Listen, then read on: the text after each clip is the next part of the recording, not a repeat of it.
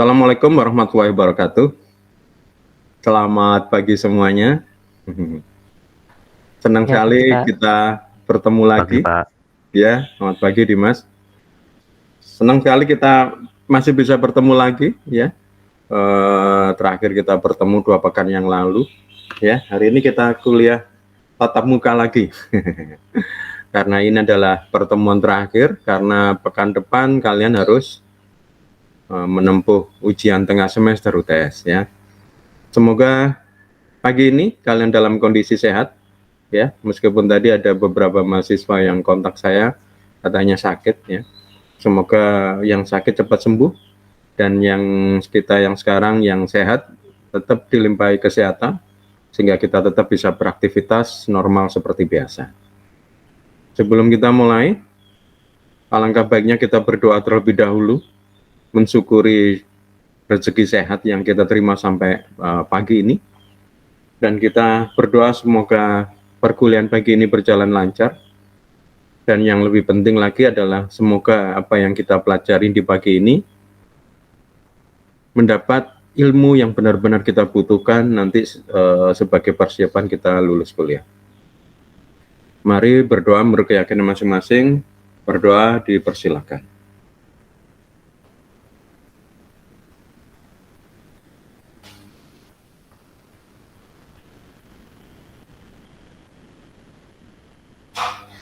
Doa dicukupkan. Oke, teman-teman, seperti yang sudah saya sampaikan tadi, hari ini adalah pertemuan terakhir sebelum UTS. Maka nanti di akhir perkuliahan ini saya akan sampaikan UTS-nya seperti apa. Tapi kalau kalian tidak mau menunggu kejutan ini, UTS-nya sebenarnya sudah saya set di My Brilliant. Jadi kalian sekarang sambil presensi, kalian juga bisa buka UTS-nya sebenarnya. Ya, monggo kalau mau dipelajari sekarang.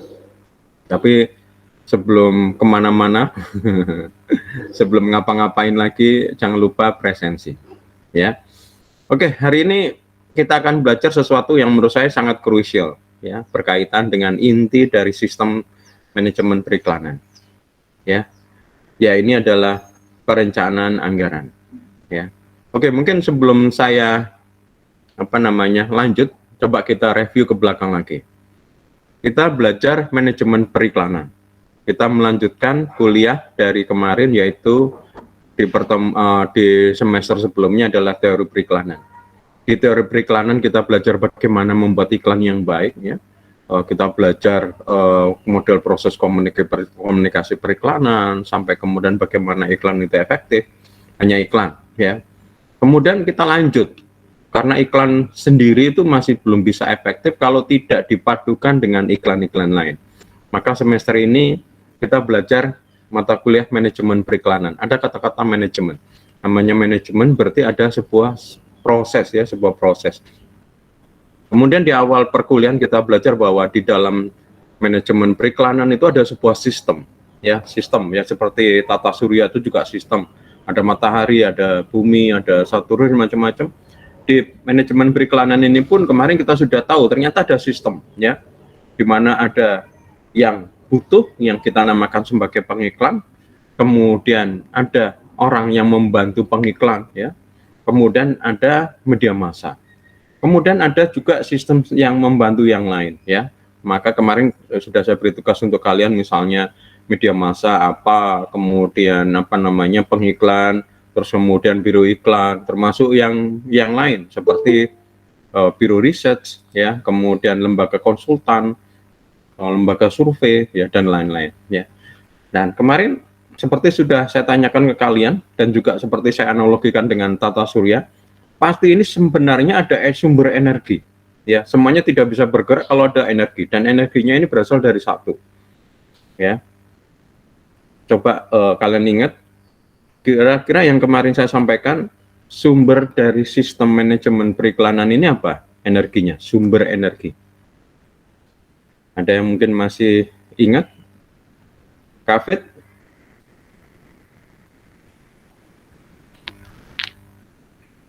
Kafet masih ingat nggak sumber energi dari sistem manajemen periklanan ini? Kafid Alfahila. Iya Pak. Masih ingat nggak sumber energi dari sistem manajemen periklanan? Lupa Pak. Tapi ingat kan sistem manajemen periklanan itu apa saja?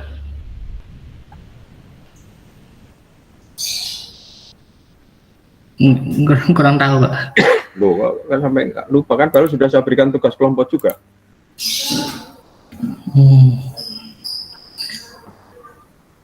Mungkin Kafid dibantu teman yang lain, siapa yang mau bantu? Dita mungkin? Dita Ayu, Fatmawati? Mungkin bisa bantu Kafid. Kalau nggak salah di pertemuan sebelumnya, bahkan saya memberikan analogi.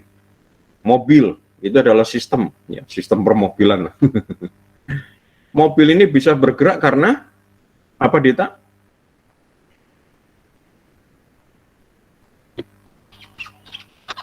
Halo? Dita Ayu? Oh. Nur Afifah aja deh. Nur Afifah?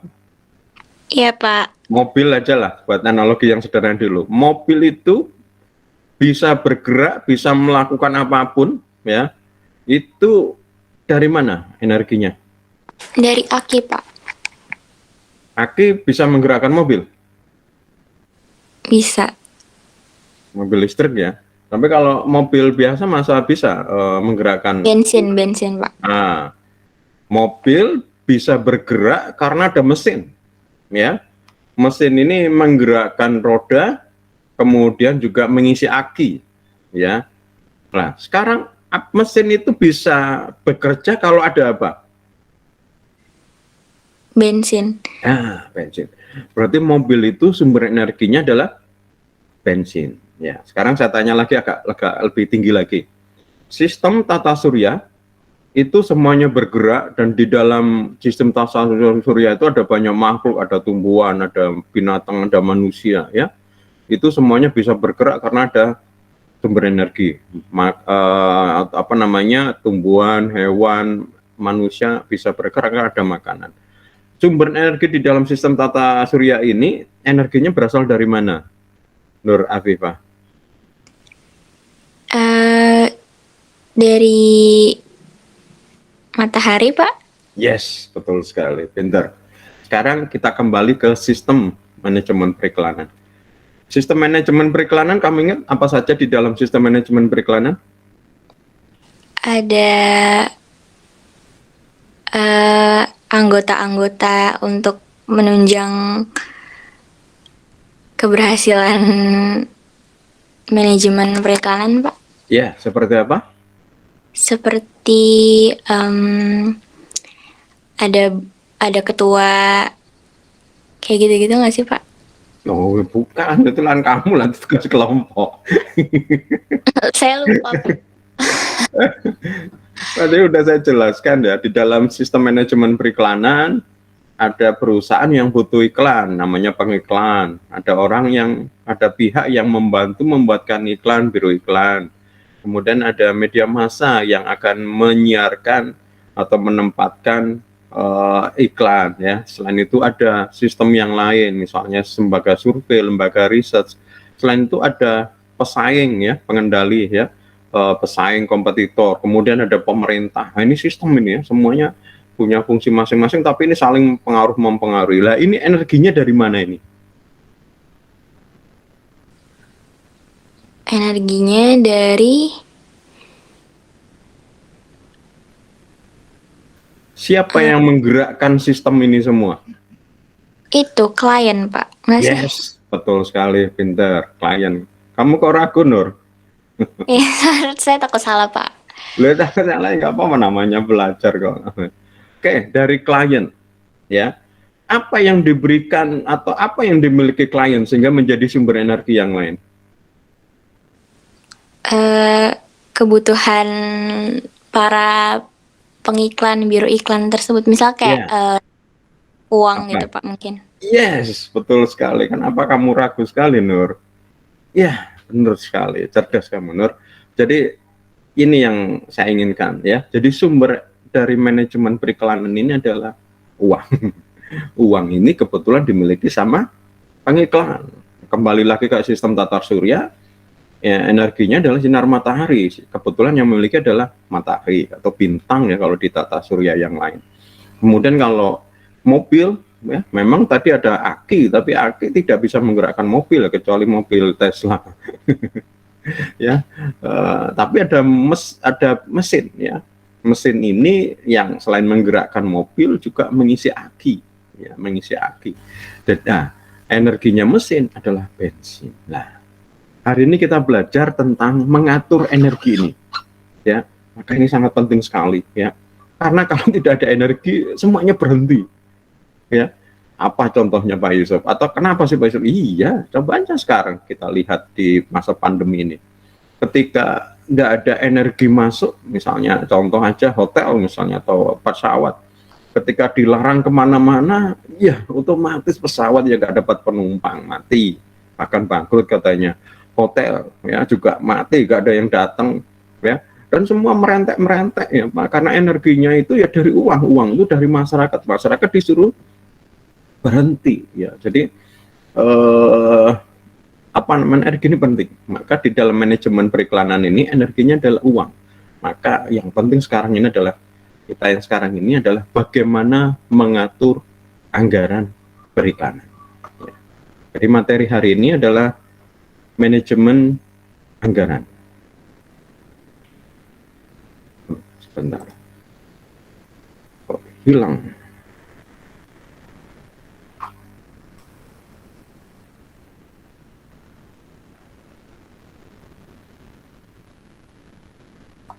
Oke, saya presentasikan.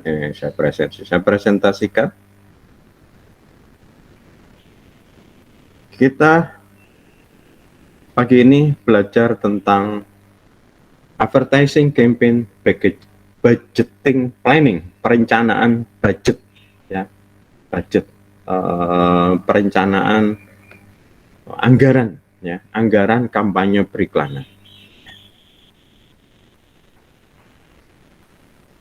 Sudah kelihatan materi saya? Sudah, Pak. Yes, terima kasih Elvi. Kita lihat ya bahwa budget anggaran itu sangat penting di dalam perencanaan periklanan, ya. Ya, karena di situ ya klien itu yang sumber energi dari yang lain. Klien jadi sumber energi karena memiliki duit. Bayangkan kalau misalnya seperti masa pandemi kemarin ya, perusahaan-perusahaan nggak mau masang iklan, ya, beriklan nggak dapat project, mati, ya. Media massa nggak dapat iklan dari biro iklan, mati juga, ya. Terus kemudian lembaga survei dan macam-macam berhenti semua, ya.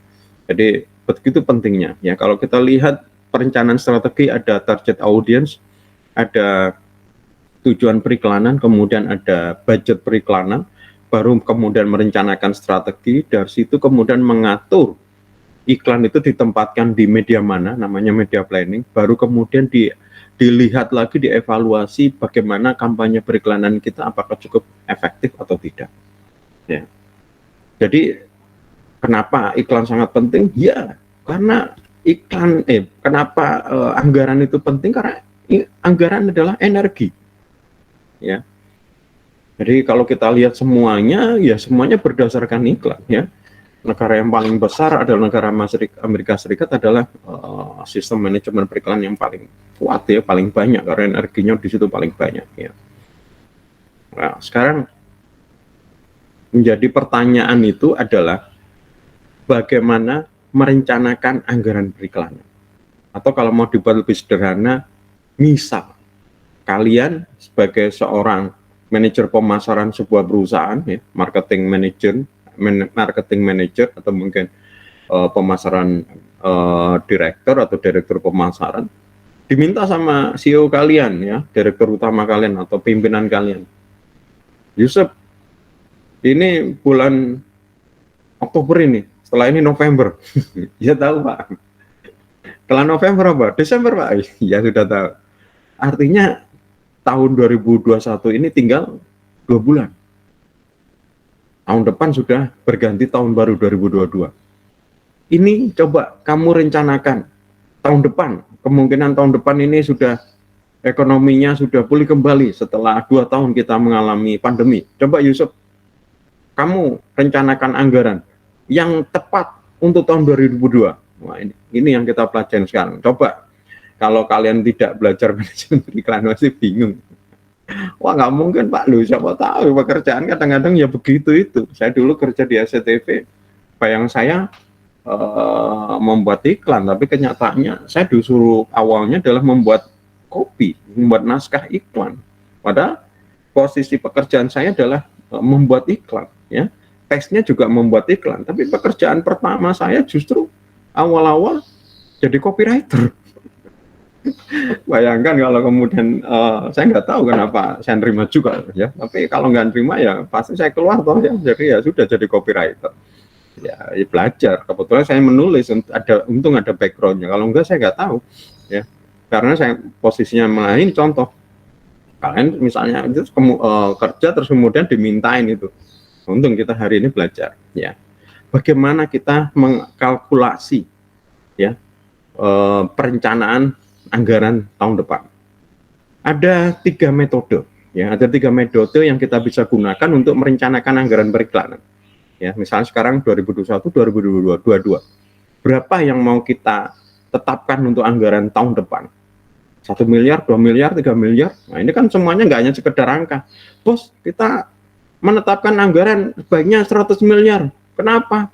Ya enak aja, bos. Ya, kalau gitu ya dimarahin kalian, ya.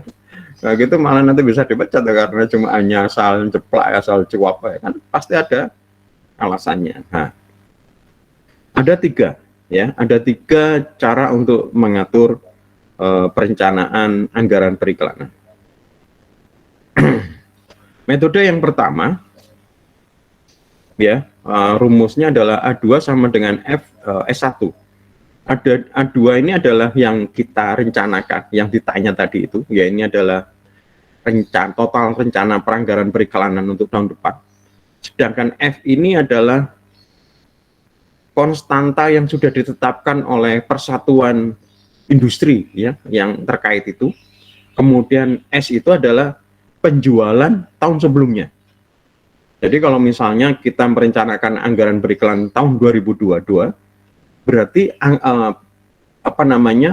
kemarin penjualan kita tahun 2021 sekarang ini ya berarti ya, itu berapa dikalikan dengan konstanta ini apa Pak Yusuf? Konstanta ini kayak sudah angka ya, percentage gitu yang sudah ditetapkan oleh organisasi sejenis. Contoh misal begini, Yusuf tolong besok berikan perencanaan anggaran 2022. Oke, saya akan berpikir perusahaan saya adalah perusahaan kertas. Di perusahaan kertas ini berarti industri kertas. Saya lihat di data, ya, saya bisa datang ke kadin daerah, ya. Di situ nanti ada, ya, saya pernah juga mendapatkan buku itu. Buku itu sebenarnya gratis ya, cuma harus fotokopi. Lah fotokopi kalian tidak pinjam, cuma pesen gitu loh ya. Jadi saya bilang ya gratis, tapi ya harus fotokopi. Lah fotokopi itu kalian pesan, nanti beberapa hari lagi diambil, ya. Saya pernah itu di Kadin Jatim di daerah Darmo Hill ya kalau nggak salah, yang Darmo yang perumahan elit itu loh, yang dekatnya jalan tol, ya. Jalan tol kalian bisa melihat itu, ya, di ruko-ruko itu, ya, Darmo Golf, ya, Darmo Hill, Darmo Golf, ya, di situ itu ada percentage, ya. Nah maka saya lihat industri kertas itu misalnya itu sudah ditetapkan adalah 0,2 atau mungkin anggap saja kalau percentage misalnya 10%. Ya berarti anggaran kita 10% kali berapa sales kita, penjualan kita yang sudah terjadi di tahun 2001. Misalnya 100 miliar, ya. Berarti 10% kali 100 miliar berarti 10 miliar. Anggaran kita tahun 2022 adalah 10 miliar. Simple, ya, simple. Ini metode yang paling simpel, ya, metode paling simpel. Pak Yusuf, kalau konstantanya F itu, ya, itu juga simpel. Kalian tinggal datang saja. Saya nggak hafal ya, tapi ada bukunya, ya, ada di Kadin, ya. Semuanya ada sebenarnya di Kadin. Itu sudah konstanta. Itu sudah kadang kita contoh misalnya, saya mau ngerekrut web designer misalnya, ya. berapa ya gaji web designer? Itu sebenarnya kalau saya datang di Kadin tuh ada itu apa namanya gajinya sebenarnya sudah ditentukan gitu. Itu kalau misalnya desainer. Kalau misalnya saya apa gitu ada itu ya. Saya menyewa konsultan keuangan misalnya dengan spesifik kayak gini. Berapa saya harus membayar? Itu juga ada apa namanya? Ada apa namanya? Ada konstantanya semuanya. Jadi ini yang dipakai patokan oleh pemerintah karena pasti ya, karena itu sudah ditetapkan sama Kadin. Jadi kalau misalnya kita ikut tender gitu ya, kemudian kita ngomong sama pemerintah ya, ini saya minta proposal saya, kok bisa seperti ini? Ya, karena konstantanya adalah ini. Ya, misalnya tim saya ada 5 orang, ada web desainernya, ada misalnya ada konsultannya, bla bla bla. Konsultan ini gajinya segini. Dapat dari mana gaji ini? Konstanta tadi itu, di total segini. Nah itu, nah, pemerintah menerima karena itu sudah jadi patokan. Ya, ini paling gampang ini ya, metode yang pertama ini paling gampang. Ya, kalau misalnya ya, misalnya tadi itu mau mengambil misalnya datanya untuk perencanaan 2 tahun ke depan, ya berarti kita ngambil data 2 tahun sales yang kemarin. Ya. Jadi ini mudah sekali ya. Berapa anggaran yang kita rencanakan untuk tahun depan, konstanta kali sales tahun ini, ya sales sebelumnya. Ya, konstanta itu kayak percentage ya, atau kadang-kadang kayak poin gitu ya. Misalnya 0,2 misalnya 0,2 itu berarti 20% ya misalnya itu. Jadi tinggal 0,2 dikalikan berapa tadi itu. Itu metode yang pertama. Apa keuntungannya? Apa kelebihannya? Kelebihannya enak ya, sudah jelas ya, karena sales ini jelas ya, kita punya data ya, kita tinggal misalnya tanya ke bagian keuangan, tahun ini kita sudah jual berapa sih? Nah ini sudah jelas ya. Kemudian simpel karena pakai konstanta, kalikan aja ya. Jadi ini bagi orang lain mudah dan ini nggak bisa dibantah, artinya jelas ini. Konstanta kok segitu? Wah, konstanta ini tentu yang menetapkan Kadin dan kadang ada pemerintah di situ. Ya, ini sudah nggak bisa dibantah karena sudah hasil rapat ya kayak gitu. Simpel. Dan ini kalau misalnya mau dibikin untuk apa ya, kantor cabang, franchise ini juga enak. Kamu anggaran tahun periklanan untuk tahun depan berapa? Nah gitu. Coba ini pakai ini, udah. Itu pasti sudah jelas semuanya. Kelemahannya ini anggaran ini mengikuti sales, ya. Kalau salesnya kemarin, sales itu apa? Ya kemarin kan sudah saya berikan tugas ke kalian ya, penjualan ya. Kalau penjualannya itu tinggi, maka anggaran periklanan juga tinggi. Loh Pak Yusuf, kan nggak apa-apa. Berarti kalau penjualan tinggi kan kemungkinannya profitnya tinggi. Ya betul. Ya. Tapi ini kadang-kadang juga nggak seharus seperti itu. Contoh misalnya, ketika salesnya turun, anggaran periklannya ikut turun. Padahal belum tentu harusnya. Kenapa? Ketika anggaran penjualannya ini turun, justru mungkin harusnya dinaikkan anggaran periklanan untuk ke depan.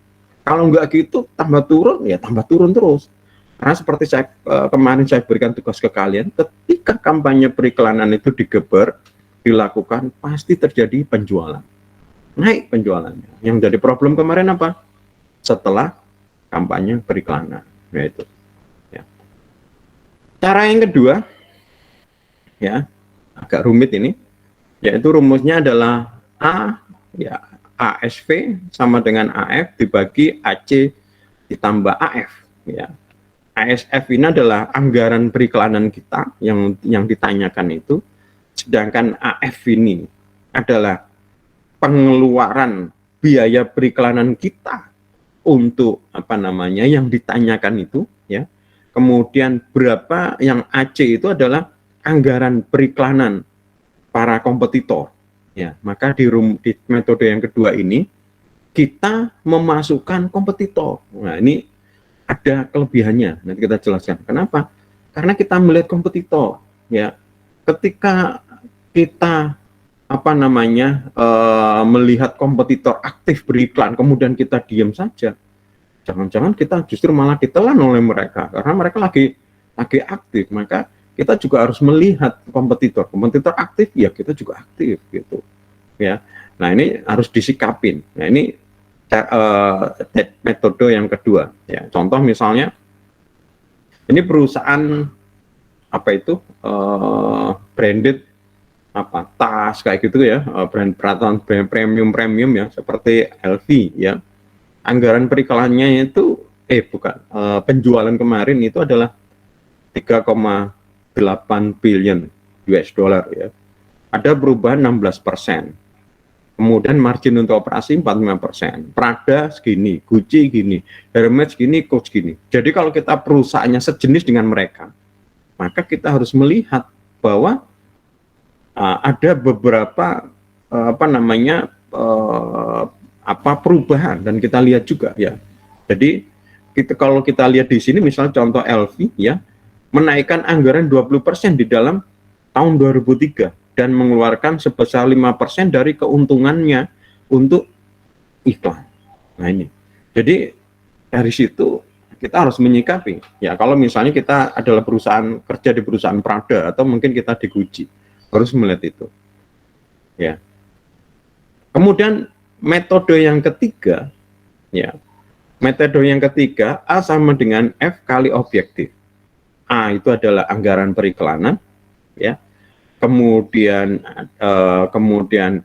F itu adalah konstanta, objektif ini adalah tujuan yang mau dibuat di dalam kampanye periklanan.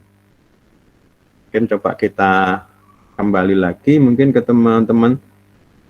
Tujuan periklanan itu atau tujuan kampanye periklanan itu apa saja sih? Dimas? Masih ingat apa saja kira-kira tujuan kampanye periklanan? Dimas?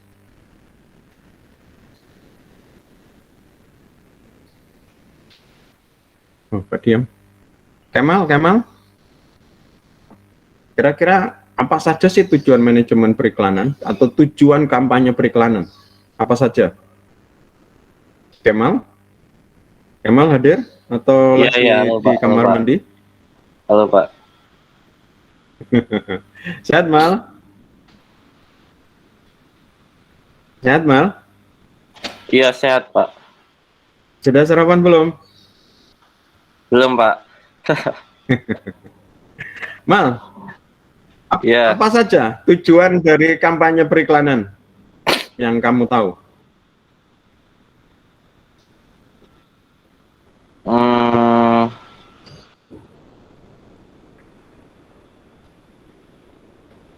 Suaramu kok putus-putus, Mal? Kenapa ya? Atau punya aku internetnya nggak stabil? Enggak, Pak. Saya lupa, Pak. Nah, menurutmu lah sekarang kalau kita masang iklan kira-kira tujuannya apa sih?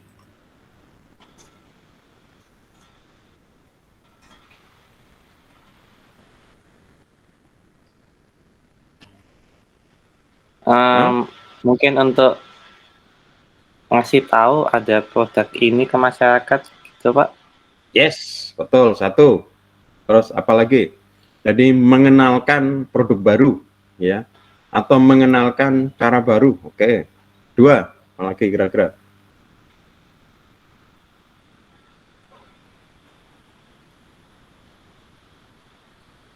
Mungkin dibantu sama Bayu Priambodo. Ya, Pak. Ya, kira-kira tujuan kampanye periklanan itu apa saja?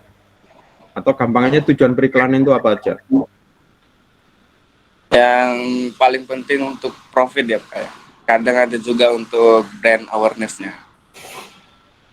Yes, betul ya. Jadi jawaban yang paling banyak jawaban yang diberikan Bayu. Tadi jawabannya Kemal juga nggak salah. Maka sebenarnya tujuan iklan tidak melulu penjualan, ya.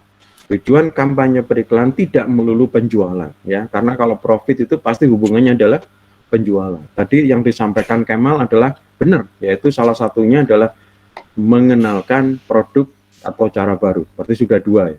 Mungkin yang lain mungkin siapa? Kevin mungkin bantu. Kevin Jeremy.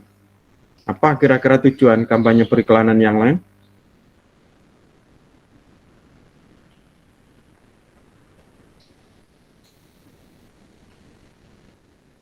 Kevin? Hadir?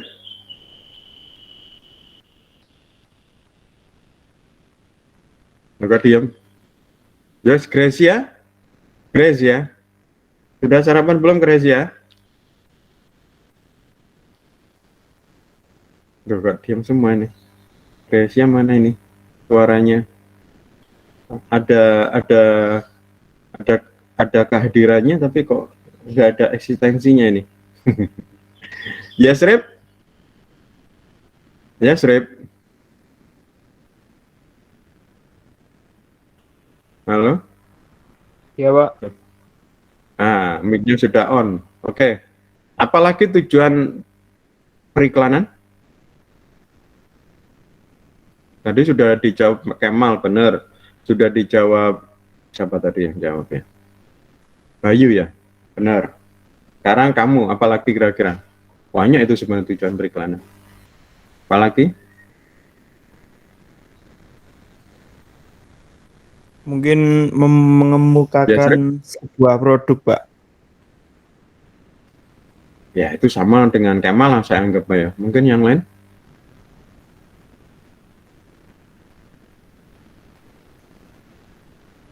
Meningkatkan Di- penjualan, Pak. Di teori periklanan kemarin ya. Iklan itu nggak melulu berkaitan dengan produk ya. Banyak ya. Apalagi coba kira-kira? Ya, Srif? Sudah sarapan belum? Belum, Pak. Maka perlu sarapan supaya tenaganya. Kan saya bilang tadi, hari ini kita belajar energi. Kalau nggak ada energi, semuanya diam, semuanya beku, semuanya berhenti. Kayak tadi tuh, ada mobil bagus keren, nggak ada bensinnya, nggak bisa jalan. Nah ini kita belajar harus ada energi, energinya sarapan. Ayo Yasrif, apa?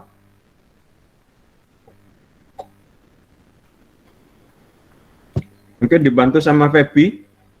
Menyampaikan Feby suatu Fajrina. informasi, Pak. Menyampaikan sebuah informasi. Informasi apakah itu? Karena tadi Mungkin kalau promosi. Kemal itu juga. Kenapa? Tujuannya. Berhubungan Tujuannya. promosi, Pak. Promosi. Ya, periklanan memang promosi lah. Tujuannya itu apa? Kan tadi sudah dijawab sama misalnya Kemal. Memberikan informasi produk baru atau jasa baru. Betul, ya itu informasi itu. Saya tidak tahu ada produk baru apa, sekarang ada. Saya tidak tahu ada jasa baru apa, sekarang tahu ya. Terus kemudian tadi Bayu ini jawaban untuk jawaban kebanyakan sih, tapi memang nggak salah, itu memang paling benar. Yaitu adalah meningkatkan penjualan. Ujungnya adalah profit. Terus yang ketiga, apa ya, Sri? Dibantu sama Feby Fajrina. Iya Pak, hadir. Feby, hadir, sudah sarapan belum? Alhamdulillah belum. Kalau Pak Yusuf mau pesan makanan saya bisa kok Pak. Loh, Saya mau kok Pak. apaan, belikan kamu ke rumahku aja, sarapan bareng ke sini sama aku. Aku sudah sarapan, tapi tak temenin kalau kamu mau sarapan di sini. Rumahmu di mana sih, Feb? Wah, kata bawa Pak. Keong lah. Apa, Feb, tujuan periklanan? Tujuan periklanan kalau menurut saya tuh memberitahukan secara singkat tapi jelas keunggulan dari produk yang diiklankan yang kemungkinan masyarakat itu belum tahu. Kayak keunggulan plusnya itu apa? Jawabannya sih hampir sama secara garis besar dengan Kemal tadi. Coba yang lain. Jangan terpaku sama iklan yang hanya untuk produk ya, padahal iklan itu banyak. Ayo, Pak, coba. saya belum jawab lagi, Pak. Yes, Kemal, semangat kau baru sarapan. Oh, belum, Pak. Belum, kok semangat Halo. kamu. Mungkin tujuannya memberikan keuntungan, Pak, sama keuntungan untuk yang punya produk sama yang buat iklan. memberikan keuntungan sama biro iklan misalnya gitu. Iya. Ih, baik sekali kamu. Kamu sungguh baik sekali kamu mikir kayak gitu. Nggak mungkin dalam situasi bisnis yang model seperti itu mikir kayak, win sano ya panti asuhan sopo ya kan mangan wis tak duwe ayo ngono. Wih, baik sekali nggak mikir gitu. Pasti tetap perusahaannya kan ya tetap nanti dapat profit, tapi nggak mikir begitu. Yang dipikirkan pasti diri sendiri bisnis, kecuali kalau masjid atau yayasan atau gereja atau mungkin mikirnya ya, oke, kita kembali lagi aja.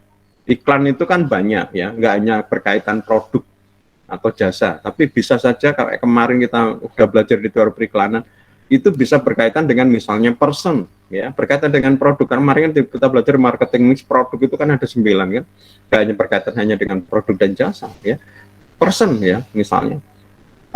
Kayak misalnya caleg gitu, saya masang iklan, tujuannya apa? Saya dipilih, bukan dibeli. Dipilih ya, berarti apa? Meningkatkan citra saya sehingga mereka cocok dengan saya milih itu. Ketiga, kemudian misalnya contoh lagi, saya tidak mau minta mereka beli-beli, belum tentu karena sudah bosen kalau dikongkon-kongkon. Tapi saya kepinginnya misalnya mengubah perilakunya, ya misalnya contoh. Mereka sudah tahu kok merek saya bagus gitu, tapi mereka menggunakan produk saya sedikit gitu, misalnya semir sepatu gitu. Ya mereka nyemir sepatu 3 bulan sekali, kalau 3 bulan sekali kapan produk saya habis? Saya minta mereka untuk mengubah perilakunya, kalau setiap minggu, kalau bisa setiap hari sebelum berangkat itu nyemir sepatunya. Kalau dipakai terus setiap hari ya cepat habis ya. Kalau cepat habis kan pasti butuh. Nah, nanti kalau sudah butuh banyak, baru nanti saya masukkan lagi iklan yang lain. Ya, jadi kembali lagi ke tujuan kampanye periklanan, maka karena tujuan periklanan itu berbeda-beda, ya, maka di sini anggaran periklanannya juga berbeda-beda. Nah, ini cara yang ketiga, ya. Cara yang ketiga, ya, cara ketiga ini anggaran ini berdasarkan tujuan periklanan, ya. Kalau ini misalnya kelihatannya objeknya berat, seperti mengubah perilaku. Contoh misalnya orang nggak biasa nyemir sepatu atau nyemir sepatu hanya kalau ada kondangan aja. Disuruh kamu nyemir sepatu tiap hari atau minimal seminggu. Wah ini berat ini. Ini nggak mungkin kalau kita merencanakan kampanye periklanan cuma hanya seminggu. Sebulan aja makan belum efek gitu. Menurut saya sekitar 3 bulan atau 6 bulan itu baru mungkin ada hasilnya. Kalau cuma seminggu ya nggak kuat. Tapi kalau misalnya memberitahukan ada produk baru, ya ini ada produk baru, ada merek baru, mungkin seminggu 2 minggu cukup, ya.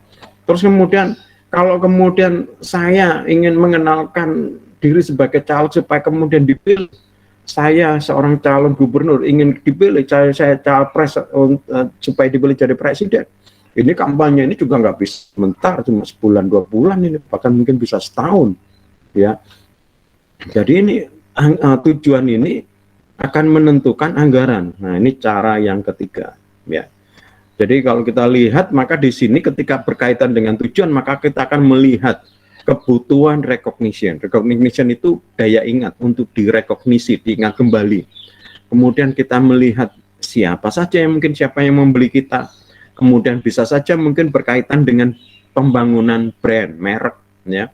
Jadi mungkin aja kita tidak berniat jualan dulu, tapi memperkuat brand, ya. Oh, saya ini baru perusahaan baru ini di Indonesia, di negara saya asalnya besar, misalnya kayak Oppo. Di sini belum dikenal, mereka orang Indonesia hanya mengenal Samsung, LG, terus apa dulu Nokia misalnya, Sony gitu. Nah ini orang pada waktu itu masuk, wah, kamu merek apa ini nggak pernah dengar. Nah, berarti tidak saya ngomong tentang produk, saya ngomong tentang brand. Oppo gitu, sudah kemudian sudah tahu bahwa Oppo ini bagus, baru kemudian saya masukkan produk apa sekarang. Oh, Oppo Reno F4 misalnya kayak gitu. Kemudian kita bisa melakukan evaluasi beberapa alternatif, ya. Baru kemudian menentukan untuk penjualan, dan kemudian ada mungkin tujuannya adalah apa? Pembelian ulang, ya, retention. Ada macam-macam, ya. Nah, apa keuntungan dari dari apa cara yang tadi itu ya, kita bandingkan ya. Cara yang tadi itu adalah berdasarkan sales ya, tadi itu sales ya. Enaknya kalau perbandingan sales, cara yang pertama tadi itu adalah fix, mudah, simple ya. Tapi kelemahannya tadi itu ya, sesuatu yang mungkin nggak pas ketika kita harus beriklan. Menurut mereka, menurut metode ini malah kita nggak boleh beriklan karena kemarin kita lesu. Padahal lesu ini karena tidak diketahui, tidak dikenal, maka harus kita genjot ya. Kemudian cara yang kedua, membandingkan dengan kompetitor. Ya, ini sangat berkaitan dengan kompetisi. Ya, ini berarti betul baik ya kekuatannya. Kelemahannya kadang-kadang ya nggak bisa dibandingkan juga. Perusahaan sekelas Unilever bersaing dengan perusahaan yang barusan hadir. Unilever mungkin budgetnya besar ya. Nah, kalau kemudian kita bandingkan gitu-gitu, ya mungkin nggak cocok. Cara yang ketiga berdasarkan objektif, betul. Karena objektif akan berkaitan dengan apa-apa yang harus dilakukan. Ini tentu anggarannya mungkin berbeda-beda, ya. Tapi kelemahan di ketiga ini adalah kita susah untuk mengukur berapa, mengukur hasil, apakah ini penting atau tidak, gitu. Ya. Jadi apapun ya metode yang kalian pilih, ya baik metode pertama, kedua, dan ketiga, maka budget atau anggaran periklanan itu tergantung satu. Ya, target pasar. Targetnya siapa? Seberapa susah nggak? Kalau saya beriklan untuk orang Surabaya aja, dibanding kemudian saya beriklan untuk orang Jawa Timur, budgetnya besaran mana? Ainun, kalau saya misalnya target saya hanya orang Surabaya, kemudian saya berpikir untuk Jawa Timur, kira-kira anggaran untuk Surabaya sama untuk Jawa Timur besaran mana? Ainun? Jawa Timur, Pak. Yes, nah, itu contoh bahwa target pasar aja sudah menentukan anggaran yang berbeda, ya, kayak gitu. Kemudian berdasarkan positioning yang diinginkan, kita inginnya positioning sebagai produk nomor satu, misalnya nggak saja. Kita kepinginnya HP nomor satu sekarang sudah di otak masyarakat, itu di otak konsumen itu misalnya Samsung sama iPhone. Lah kita mau geser menempatkan nomor satu, ini ya tentu berat banget, maka biayanya juga berbeda ya. Kemudian peran dari promosi untuk di dalam positioning, kemudian karakter produk. Nah, kalau karakter produk kita ini ternyata misalnya begini aja, dibandingkan karakter produk yang begitu, ya mungkin berat ya. Contoh misalnya kalau karakter produk ini memang karakter produknya ini murahan ya, karena memang dirancang untuk segmen bawah. Terus kemudian kita kepingin anggaran periklanan ya, ini ya sesuai itu tadi, kita genjot apapun kalau kemudian ini diposisikan untuk target bawah ya berat juga ya. Kemudian adalah state of life cycle, umur. Ya, umur itu ya seperti kayak makhluk ya, manusia ya, dia lahir jadi bayi, anak, terus kemudian remaja, dewasa, tua, meninggal. Nah itu terus kemudian jadi bayi lagi, lahir lagi, seperti itu. Sama juga dengan produk ya, mereka lahir kemudian bayi kuat, terus kuat, kemudian dewasa kuat, terus mungkin lemah lagi ya.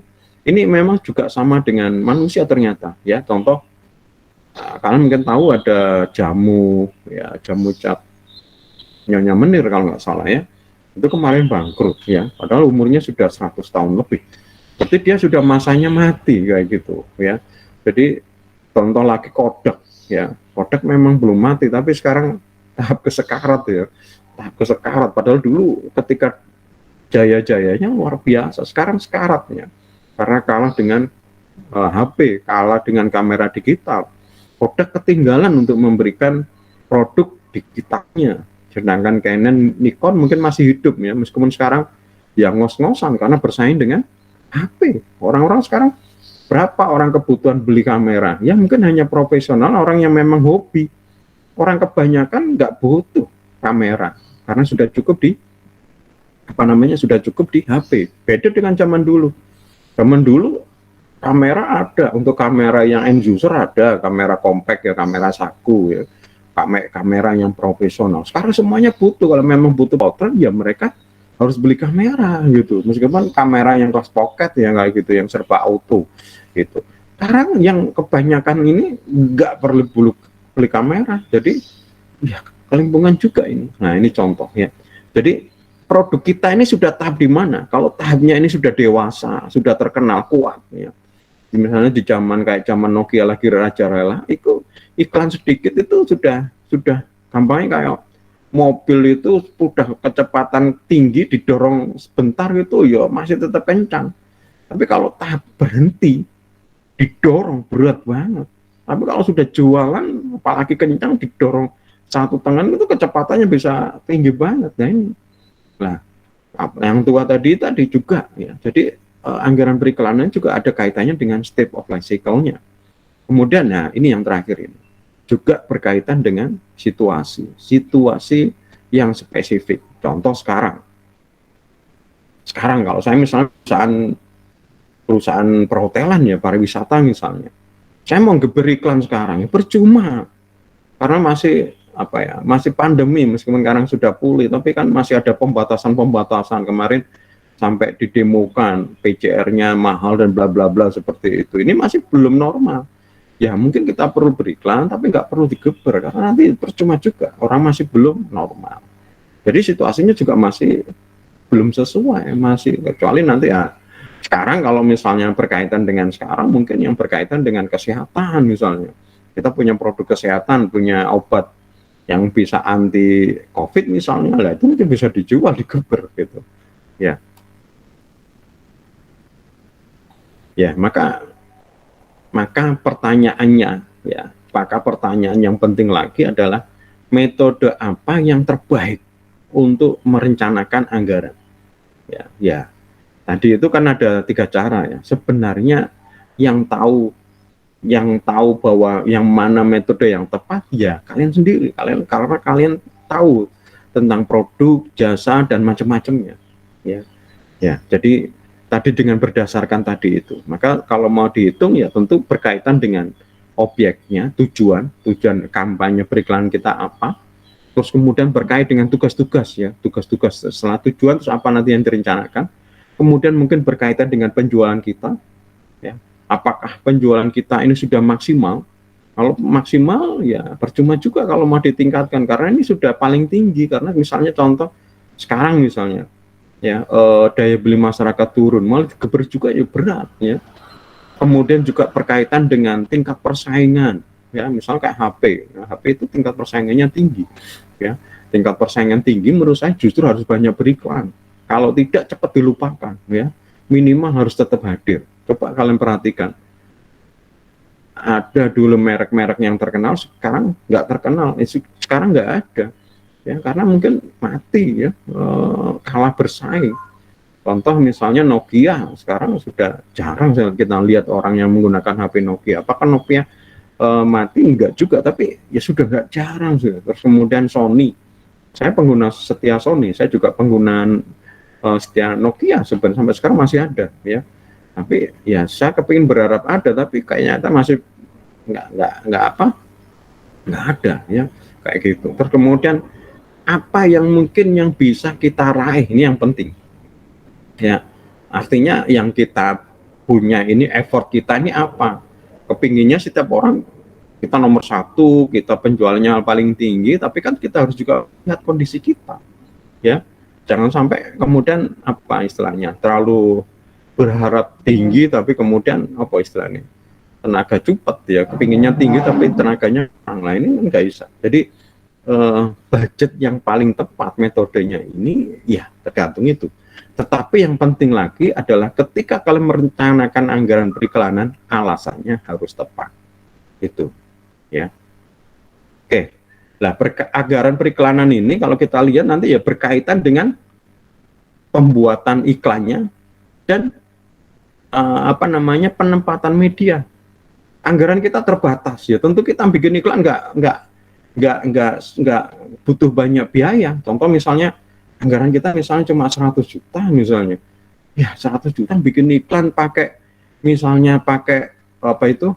modelnya BTS gitu atau modelnya Blackpink, ya nggak mungkin lah. Blackpink BTS loh, budgetnya berapa kalau mah itu ya, kecuali BTS itu ya seluler itu itu gratis ya, tinggal nari-nari di bawahnya BTS ya, itu mungkin lah. BTS yang gandeng-gandeng nari-nari itu ya nggak mau, budgetnya cuma 100 juta itu. Terus kemudian kita mau masukkan iklan di banyak media, kalau anjuran 100 juta loh, hanya berapa media ya.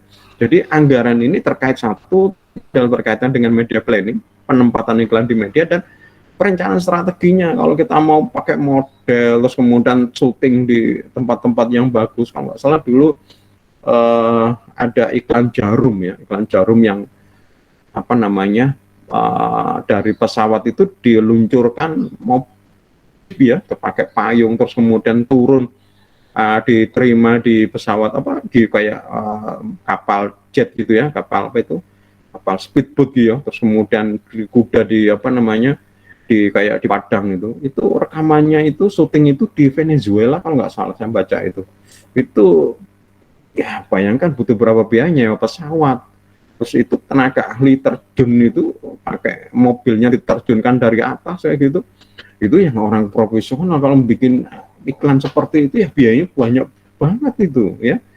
Nah itu mungkin kalau mau iklan murah ya pakai apa, main phone aja mungkin ya. Ya.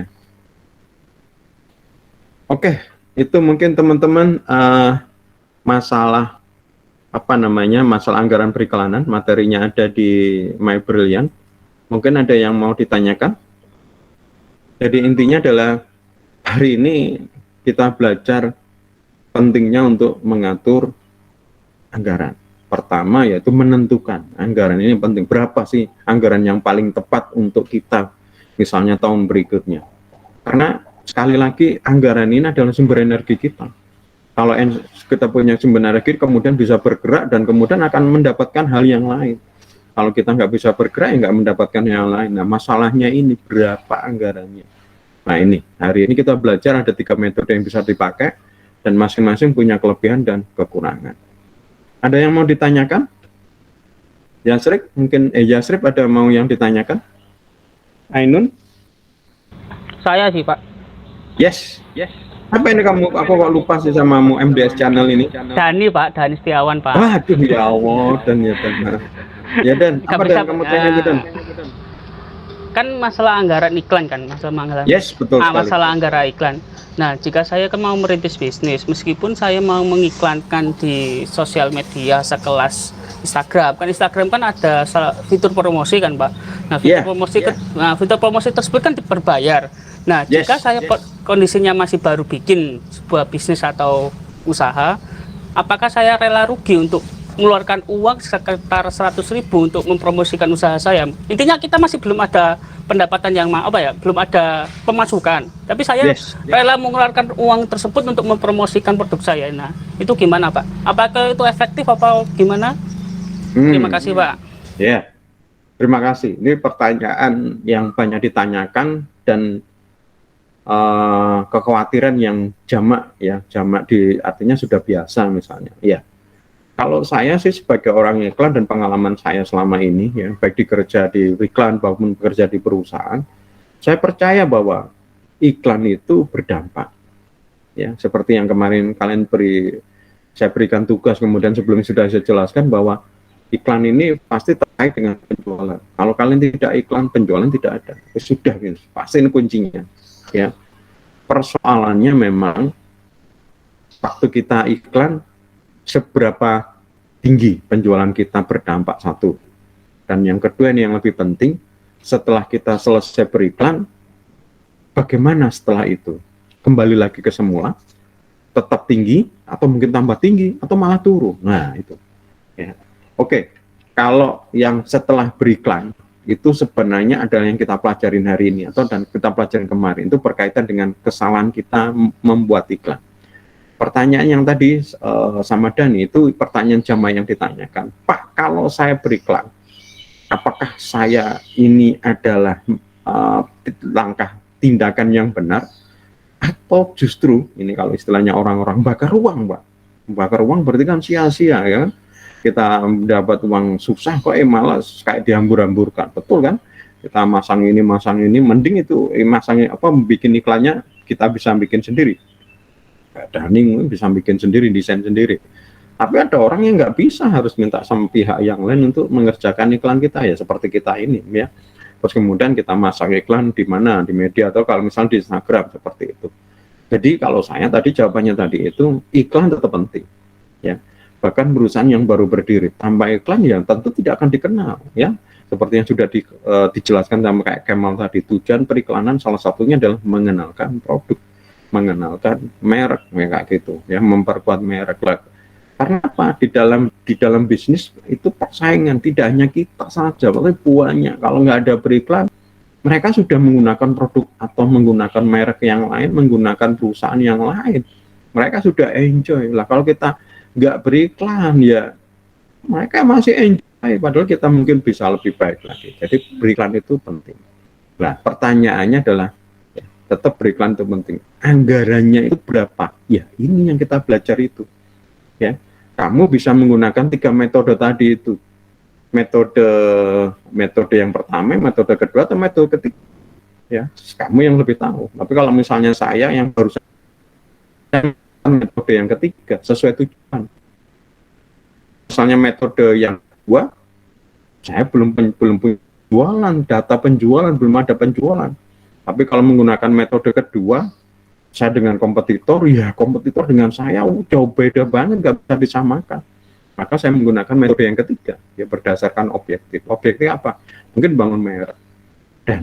Dan jangan sekali lagi bahwa iklan itu bukan berarti buang uang. Ya, iklan itu adalah investasi. Kalau saya analogikan, iklan itu kamu ingin mendapat ikan yang besar, harus banyak besar. Kamu nggak mau memberikan umpan, ya susah juga dapat ikan, meskipun bisa. Ya, ada kan saya lihat mancing tanpa umpan, dilempar gitu, siapa tahu nyangkul ya, atau ya umpan yang gratisan. Umpan gratisan ya mungkin berat, misalnya pakai cacing, mungkin ini lama dan dapatnya sedikit. Tapi kalau bodoh ya ini, karena kalau para pemancing profesional mereka tahu saya ingin dapat ikan segini, mereka sudah menyiapkan umpan yang sesuai dengan target tadi ya. Jadi beriklan itu penting ya. Apa persisnya ya tergantung metode yang dipakai ya. Tadi kalau bisa saya sarankan yang perusahaan baru, bisnis baru, ya itu mungkin metode ketiga ya. 100.000 misalnya, apakah itu besar atau kecil saya nggak tahu, itu sesuai kemampuan. Tapi percayalah ya, kalau mau kayak itu minta Dani, cobalah ikut banyak komunitas ya, banyak pengikut komunitas. Kalian nanti akan merasakan bahwa sebenarnya 100.000 itu bukan sesuatu yang sesuatu yang besar kadang-kadang ya. Karena misalnya ada orang yang bilang, oh 100.000 itu adalah penjualan satu ya. Jadi biaya yang saya keluarkan iklan itu misalnya dengan 100.000 itu tertutup dengan misalnya close satu produk. Padahal ketika saya masang iklan dengan 100 ada 10 closing, berarti saya dapat 900 gitu ya, dapat 1 juta kan, tapi satu dimakan. Ini ini dulu yang dia tidak pakai matematika, saya belum mengenal macam-macam ya. Ini contoh sederhana. Kalau misalnya Dani yang sudah bisnis itu pikirannya seharusnya sudah terbuka. Ini saya dulu waktu saya kuliah tingkat 3, baru tingkat 2 semester 3. Yaitu ketika saya memulai bisnis ya, dalam tanda petik yaitu les privat ya. Saya terus bayar kuliah sendiri. Orang tua sudah ngelepas, kalau kuliah monggo, tapi bayar dewe loh. Kalau nggak kuliah nggak apa-apa, nggak saya marahin gitu seperti itu. Nah, saya ingin kuliah, ya. Nah, ingin kuliah ya harus mencari penghasilan kan lah. Saya kemudian tanya apa ya penghasilannya seperti itu. Ada salah satu sub, kamu kan seneng ngajar, coba kamu ngajar privat. Nah, cara cari muridnya bagaimana? Nah, kan seperti itu. Nah, cara kalau zaman dulu bingung saya, cara muridnya mungkin saya harus datang orang kayak gitu. Kan nggak berapa lama saya membutuhkan waktu itu, kan belum tentu saya datang dia butuh anaknya privat kayak gitu les kan. Nah, ya teman saya ini sudah ahli, pasang iklan, pasang iklan aku lo kurang dia duit, normal kudu masang iklan, ya harus gitu. Terus untungnya dia sudah punya pengalaman. Kamu kalau pasang iklan itu pasti ada mungkin 5 orang yang deal dengan kamu. Kamu ngajar mereka 1 bulan untuk 1 orang tadi itu, padahal kan kamu dapat 5 orang ya, sudah nutup iklanmu selama 1 bulan, betul ya. Jadi ketika saya masang iklan, iklan baris waktu itu, saya belum kenal iklan dan macam-macam ya, belum mengenal bisnis, saya masang iklan, saya ingat iklan baris itu pada waktu itu 75.000 untuk 2 baris ya. Setiap saya pasang iklan minimal ya, pasti saya dapat satu murid. Satu murid itu 1 bulannya saya dapat 75.000. Jadi kalau saya deal dengan mereka satu ya misalnya minimal itu ya, berarti saya cuma gampangannya nggak dibayar selama 1 bulan karena untuk bayarin iklan saya. Tapi bulan kedua, bulan ketiga dan seterusnya profit kan. Padahal pengalaman saya itu minimal. Kadang bisa dapat 2, bisa dapat 3, tergantung ya. Bahkan kadang-kadang langsung kebanyakan. Kita masang iklan satu tuh udah langsung sesuai kemampuan kita. Kita kan manusia, bukan produk yang tinggal dibikin sama mesin ya kan.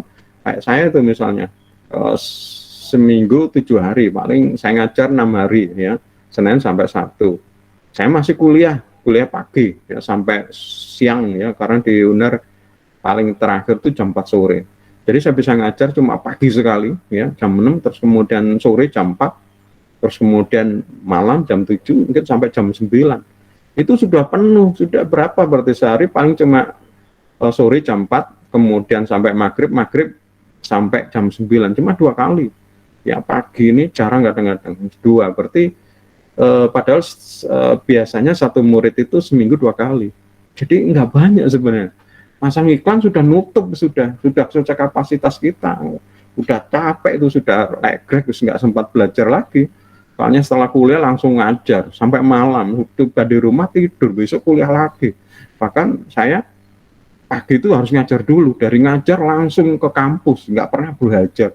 Dari selesai ngajar, dari selesai kampus belajar, langsung ngajar kayak gitu, remek kayak gitu ya.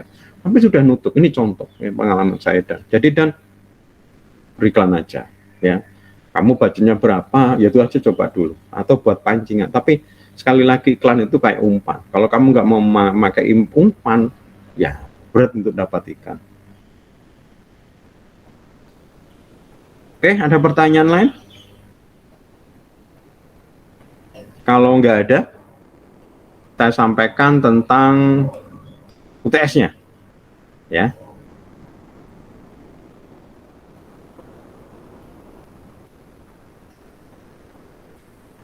UTS-nya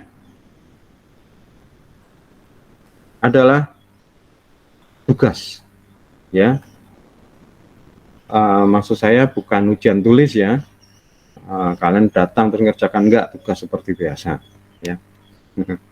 Pokok terima kasih. Oke. UTS manajemen periklanan ganti dengan tugas, ya. Sebagai individu, ya, tugas individu bukan kelompok, ya. Kalian kerjakan sendiri, ya.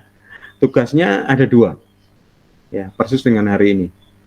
Yaitu adalah kalian membuat perencanaan kampanye periklanan, ya. Apa yang dilakukan di perencanaan kampanye periklanan ini ndek-ndekan ya.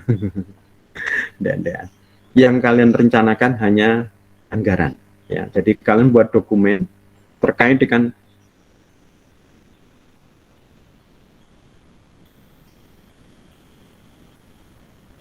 sebentar.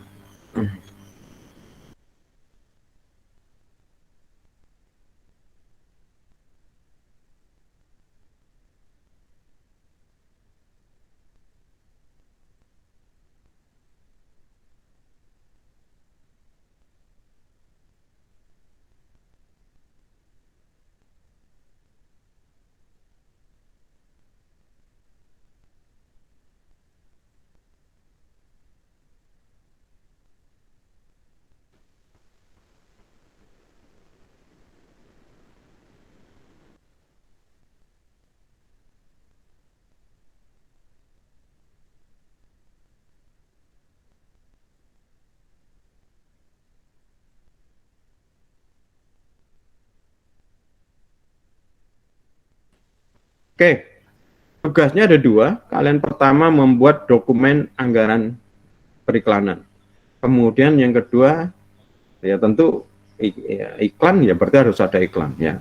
Cuma iklan ini yang kalian bikin adalah TVC ya, iklan video ya. TVC itu TV komersial, iklan televisi, berarti bentuknya video. Karena kan ada iklan yang bentuknya grafis ya, itu misalnya untuk printing dan macam-macam ya. Jadi tugasnya kalian cuma dua, yaitu adalah membuat dokumen perencanaan anggaran periklanan dan membuat TVC. Jadi skenarionya seakan-akan Anda ini seperti manajer pemasaran di sebuah perusahaan, amin. Anda diminta untuk membuat rencana anggaran periklanan untuk tahun 2021. Ya, berarti tahun ini ya, atau mungkin tahun depan ya nggak apa-apa ya. Gunakan salah satu metode yang saya jelaskan tadi dan alasannya apa, kenapa kalian menggunakan itu, dan kemudian terus jabarkan anggaran periklanannya ya. Kemudian buatlah satu TVC sesuai dengan rencana anggaran tadi ya. Studi kasusnya sesuai dikit terakhir NIM ya. Untuk NIM 1 Soklin Koren Camellia, NIM 2 adalah Ajinomoto Sajiku, tempe crispy, NIM 3 Samyang Buldak Extreme Sauce, NIM 4 Lemonilo Pionir Makanan Sehat Indonesia, NIM 5 Marina Natural Hygiene Series, NIM 6 Mie Sedap Selection Singapore Singipisi Laksa, NIM 7 Kopi Yor X Hydro Coco Series, NIM 8 Segar Dingin SDC 1000, NIM 9 Max Clean Antibacterial Agent, NIM 0 adalah Sasa Santan ya. Penjelasan produknya ada setelah ini, kalian bisa baca ya. Ini kenapa ada Soklin Korea Camellia, dia cuma hanya ngikutin tren sekarang, banyak orang suka K-pop budaya Korea ya. Maka dia mengikutin itu ya. Jadi hanya suka bau atau apa ya. Supaya dia juga ngikutin ini, seperti bagus ini sih, siapa Wings ini, siapa manajer brandnya, dia tahu sekarang lagi tren apa, ya ikutan aja ya. Kemudian Ajinomoto ya, Ajinomoto ini sebenarnya adalah bumbu masak, tapi dia ternyata bikin tepung bikin tepung untuk goreng tempe supaya kalau dimakan itu kriuk misalnya. Ini sesuatu yang sebenarnya sudah ada tapi merek Ajinomoto ya. Kemudian Samyang ini dikenal dengan mie instan ya, asli impor dari Korea ya, terkenal pedasnya. Tapi kali ini yang dijual bukan mie, tapi yang dijual adalah saus ya, saus ya. Sausnya itu namanya ekstrim, sangat-sangat pedas ya. Kemudian Lemonilo ya, Lemonilo ini adalah makanan sehat ya, banyak produknya, ada 100-an ya. Nah, dia kenapa sehat? Coba kalian baca ya di sini. Kemudian ada Marina Natural Hygiene Series, jadi ini sebenarnya kosmetik. Sekarang lagi pandemi, dia juga ngikutin tren itu, ya, yang bisa sesuai dengan kampanye situasi pandemi sekarang, ya. Kemudian ada mie sedap, tapi yang dipakai ini adalah rasa Singapura isi laksa, ya. Kayak apa seperti itu, ya ini jenis-jenis rasa aja ya, kayak gitu. Kalian bisa baca apa itu Singapura spesi laksa, tentu pedes ini kata spesi ya. Kemudian kopi Your X Hydro Coco Series, ini yang menarik adalah kopi dicampur dengan es degan, kopi dicampur degan ya. Kan lagi tren itu kopi, padahal Hydro Coco dikenal sebagai minuman dari air kelapa. Nah, supaya dia ikutan tren juga, bagaimana kalau dicampur dengan kopi? Wah, ini saya belum pernah nyoba ini. Ya, saya pingin juga ini. Harganya nggak mahal ya. Oh, ini 19.000 sampai 27.000. Kemudian segar dingin, ya. Segar dingin ini kayak minuman kayak gitu, tapi ini berkaitan dengan pandemi juga disesuaikan, ya. Kemudian berikutnya adalah Max Clean, ya. Max Clean ini deterjen ya. Tetapi ya sekali lagi berkaitan dengan pandemi, nah ini bisa membunuh virus, membunuh bakteri dan macam-macam. Yang terakhir adalah Sasa Santan. Nah, kalau tadi Ajinomoto bumbu masak itu masuk di dalam tepung, Sasa ini sekarang yang juga bumbu masak ya, penyedap rasa, masuk juga ke santan ya. Padahal kalau santan yang terkenal itu Kara kalau nggak salah ya. Ini Sasa juga bikin juga santan. Ini saya nggak tahu ini kenapa santan. Saya yakin perusahaan-perusahaan lain juga itu. Contoh sedap itu kan dari Wings. Aslinya adalah deterjen, tapi dia masuk ke makanan, kemudian ke kecap ya, ke minuman. Minuman itu ada kloridina dan macam-macam. Ya, silakan dibaca ya. Untuk ketentuan TVC-nya ya, durasi cuma 1 sampai 3 menit ya, minimal 1 menit, maksimal 3 menit karena iklan ya memang segitu ya. Sebenarnya bisa lebih pendek lagi, tapi nanti kalian kesusahan, ya, anggap saja 1 sampai 3 menit. Resolusi HD 720. Kalau mau lebih besar monggo terserah ya. Format MP4 atau MPEG. Nah, saya minta kalian jangan submit ke MyBrilliant ya. Kalau submit ke MyBrilliant takutnya nggak cukup. Ya, jadi semuanya saya arahkan aja, upload ke Google Drive ya. Setelah upload Google Drive, tolong set ke public. Sekali lagi set ke public. Sekali lagi set ke public. Jangan sampai kemudian nanti protes saya beri nilai 0 karena saya tidak bisa mengakses filenya karena di set secara private. Karena nggak bisa meriksa, otomatis saya beri 0 kemudian protes ya. Protesnya sudah perwalian. Wah, ini kayak kasus kemarin, semester ini ada teman kalian. Baru perwalian protes ya, wahnya susah ini. Kalau mau kejem ya saya bilang loh sudah habis masa protesnya, tapi saya kasihan juga ya kayak gitulah, kayak gitu akhirnya bantu ya. Nggak tahu sekarang sudah ganti atau enggak, kesalahannya pada dia ya. Lah baru linknya tadi itu yang sudah di share, submitkan aja di MyBrilliant ya. Jadi, nah sedangkan untuk jadi yang link tadi itu di tugas yang kedua ya. Kemudian untuk yang dokumen ya, untuk perencanaan anggaran ini di bab 1 kalian tulis profil perusahaan dan marketing mixnya produknya. Yang tadi itu. Misalnya Lemonilo apa, terus kemudian tempe kriuk tadi itu, Ajinomoto-nya kayak apa, produknya itu marketing mixnya seperti apa. Ya, kalian tinjau ya. Kalau perlu tambahin lagi STP-nya ya. Tapi memang tidak saya persyaratkan, tapi harusnya kalian sudah tahu bahwa itu juga harus dianalisa. Kemudian pilihan metode dan alasannya, metode untuk perencanaan anggarannya, mau memilih metode pertama alasannya apa, memilih metode kedua alasannya apa gitu. Baru kemudian yang ketiga, babarkan, jelaskan rencana anggarannya ya.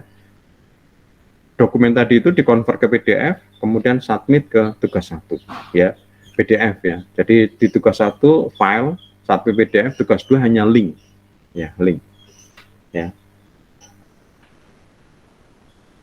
Kedua file tersebut diberi nama NIM minus namanya minus nama mata kuliah minus tugas. Tadi misalnya NIM 0790120609.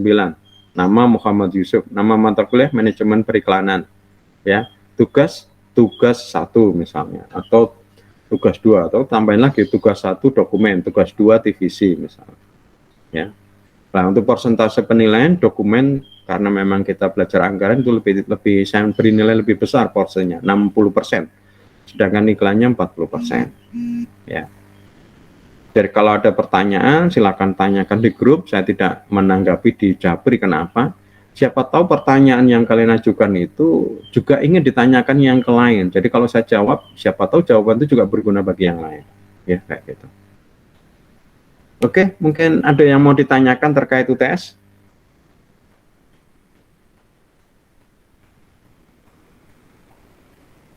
Dan mau ada pertanyaan dan tentang UTS? Enggak sih Pak, cukup sih Pak, cukup jelas sih Pak. Jelas ya? Oke. Ada yang ditanyakan mungkin berkaitan dengan tugas? Ya kok tugas UTS? Kalau nggak ada ya berarti 2 minggu mungkin tidak kita bertemu. Silakan kalian fokus sama UTS. Dan nanti akan bertemu setelah UTS ya. Saya tunggu UTS-nya. Sekarang sudah saya buka tadi, sudah pukul 7.30. Kalau mau mengumpulkan sekarang juga bisa ya. Deadline-nya minggu pertama ya, pekan pertama UTS. Kalau UTS kan 2 minggu. Akhir dari pekan pertama kalian harus kumpulkan ya. Supaya saya punya kesempatan untuk mengoreksi di pekan kedua. Baru kemudian mungkin di waktu kita kuliah mungkin sudah ada nilainya. Oke, kalau nggak ada yang ditanyakan, kita akhirin. Ada yang mau ditanyakan? Saya mau nanya, Ya, Pak. Kemal? Yes. Ini, Pak, UTS-nya kenapa nggak kelompokan aja, Pak? Enggak, pribadi. Ya, supaya nilainya, supaya jadi tanggung jawab pribadi. Individu.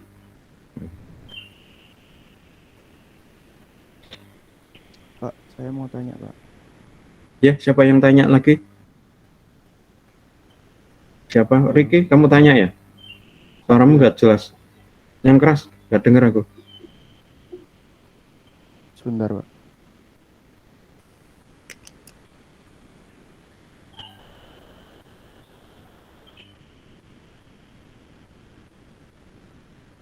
Pak, saya mau tanya. Ya.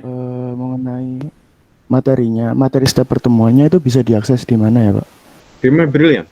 Sudah saya upload semua materinya, ya. Di Brilliant lihat di section materi kuliah, itu semuanya sudah ada. Bahkan sampai akhir semester sudah upload. Jadi sudah semua materi sampai ke berapa pertemuan yang ke berapa itu sudah saya upload semua sebenarnya. Oh, yang di atas ini, Pak ya? Yes, betul sekali. Ya, di sitemap ini. Oke, Pak, terima kasih. Ada yang mau ditanyakan lagi?